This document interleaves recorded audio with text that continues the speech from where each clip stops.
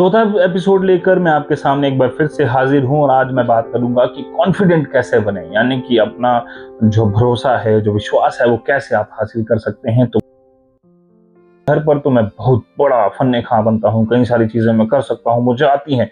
पर दरअसल जब मैं बाहर जाता हूँ तो वो कॉन्फिडेंस मेरे अंदर रहता है या नहीं रहता, ये भी मुझे जानना काफी जरूरी है। कई बार हम होते हैं कि पब्लिक स्पीकिंग में, ग्रुप डिस्कशंस में, कई बार पब्लिक में मुझे एकाएक कहा जाए कि कुछ बात करो तो मैं नहीं कर पाता हूँ। मैं इम्प्रॉम्प्टू बातें नहीं कर पाता हूँ, मैं एक्सटेम्पोर बातें नहीं कर पाता हूँ। तो ये बहुत ज़्यादा ज़रूरी है कि मैं कॉन्फिडेंस हूँ, मुझे पता हो कि मैं एक कॉन्फिडेंट व्यक्ति हूँ और मैं कहीं पर भी कुछ चीज़ें कर सकता हूँ। उसके लिए क्या क्या चीज़ें हम कर सकते हैं, आज चौथे एपिसोड में इन्हीं सब चीज़ों पर हम बात करेंगे। कैसे अपने कॉन्फिडेंस को बढ़ाने के लिए हम काम कर सके, क्या क्या चीज़ें वो करने की ज़रूरत है, वो हम इस एपिसोड में समझने की कोशिश करेंगे। इसको मैंने कुछ पॉइंट्स में डिवाइड किया है। जैसे मेरी कोशिश होती है कि पॉइंट्स में सिंपल तरीके से कहा जाता है, आसान भाषा में आपको कैसे वो चीज़ें समझ आएं, वो मैं बताने की कोशिश करूंगा। तो कुछ पॉइंट्स आप नोट कर लीजिए या इस वीडियो को सेव कर लीजिए ताकि आप इसे रेगुलरली देख सकें और बीच बीच में बार बार देखने की जरूरत है, ताकि आपको आसानी से समझ आ जाए कि मैं क्या बात करने की कोशिश कर रहा था। इसीलिए मैं चाहता हूं कि ये वीडियो स्पेसिफिकली, इस वीडियो को आप पूरी देखें, कोई भी पॉइंट आप मिस ना करें, ताकि आसानी से, आराम से और ज़रूरत के हिसाब से आप कॉन्फिडेंट और ओवर कॉन्फिडेंट का मतलब भी समझ पाएं और कोई भी आपको घमंडी ना समझकर आपको ये समझे कि एक सेल्फ कॉन्फिडेंट मैन है जिससे हम भी सीख सकते हैं और जिसके साथ हम रह सकते हैं, क्योंकि एक व्यक्ति हमें भी सिखाएगा।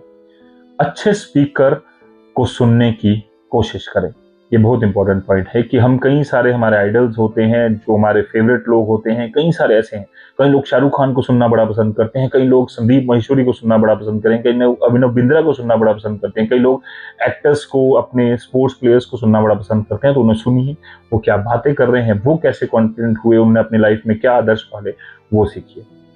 दूसरा, आईने के सामने या अपने फ्रेंड से या अपने दोस्तों से इन चीज़ों की बातें कीजिए या उनके सामने प्रैक्टिस कीजिए कि मुझे कई बार होता है कि पब्लिक स्पीकिंग में अच्छा नहीं हूँ, तो एक बार आप जब आईने के सामने बोलेंगे तो आपको कई सारी चीज़ें अपनी पकड़ में आएंगी, अपनी गलतियां समझ आएंगी, ताकि जो चीज़ें, जो बेहतर आपसे व्यक्ति है, जो अगला व्यक्ति आपको सुन रहा है, वो भी आपको बता सकता है और आईना भी आपको आपकी सच्चाई ही बताएगा कि आप कहाँ कहाँ पर गलत थे।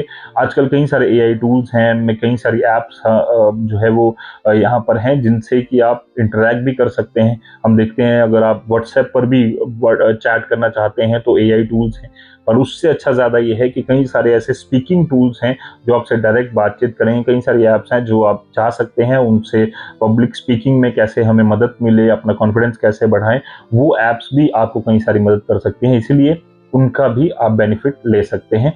तीसरा, try to wear comfortable clothes. यानी कई बार ये होता है कि मैं कहाँ, मुझे कैसे क्या पहनना है, वो अगर मुझे समझ आ गया तो वो भी बहुत ज़्यादा ज़रूरी होता है। कई बार ऐसी पार्टी है जो हाउस पार्टी है या फिर हम फन करने के लिए जा रहे हैं, वहाँ पर मैं सूट पहन के चला जाऊँ तो अच्छा नहीं लगूंगा ना, ऑब्वियसली। तो इसीलिए हमें ये पता होना चाहिए कि हम कहाँ कैसे पहन रहे हैं, और ऐसा कंफर्टेबल पहनिए कि ना सिर्फ आपके लिए पर अगले व्यक्ति के लिए भी वहाँ पर कोई असहज ना हो जाए, किसी को ऐसी दिक्कत ना आ जाए। उसकी वजह से क्या होता है कि जब आप अपने पसंदीदा का, आप देखेंगे कई बार कि कुछ लोग सिर्फ पैंट कोट ही पहनते, क्योंकि उनको उसमें कंफर्ट आता है। आर्मी मैन आप देखिए, वो पूरे ऐसे टिच बनकर चलते हैं, प्रॉपर वेस्ट कोट पहनेंगे या प्रॉपर कोट्स पहनेंगे, या शर्ट्स उनकी पूरी तरह से टक इन शर्ट्स होती हैं और कंफर्टेबल फॉर्मल जो कपड़े वो पहनते हैं, तो वो कंफर्टेबल है उसमें और उनका लाइफस्टाइल वैसा बन जाता है। पर आप उनको कॉपी करने की कोशिश मत कीजिए, आप जैसे हैं आप वैसे ही कंफर्टेबल क्लोथ्स पहनकर आप कॉन्फिडेंस जिससे महसूस करें उसमें रहिए। चौथा, स्टोरी टेलिंग। अपनी जो कहानियां हैं, वो अपनी कहानियां बताने के लिए, उन्हें समझाने के लिए कोशिश कीजिए कि स्टोरी टेलिंग का इस्तेमाल कीजिए। छोटी छोटी कहानियां बुनिए, उनको बताइए ताकि अगले व्यक्ति का इंटरेस्ट बने। पांचवा महत्वपूर्ण पॉइंट, एनेक्डोट्स। कई बार ऐसा होता है कि कुछ चीजें आपके साथ घट जाती हैं, कुछ घटनाएं घट जाती हैं और आपके जहन में वो रह जाती हैं। फिर आप सोचते हैं, डेजावू कर एक टर्म भी आपने सुनी होगी।